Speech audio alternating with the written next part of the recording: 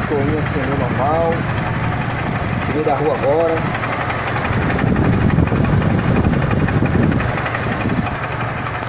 E esse barulho?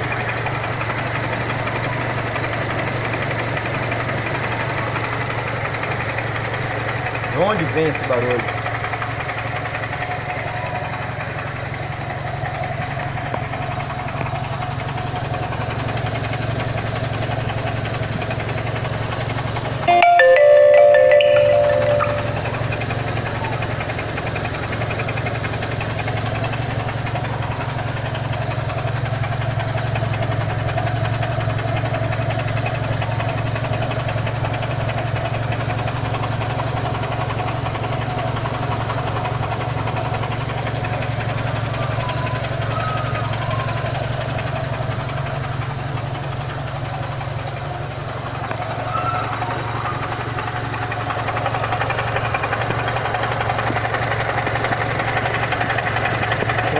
Aí, ó.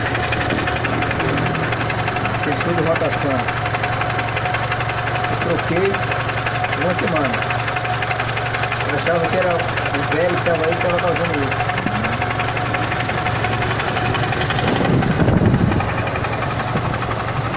Funcionou de novo.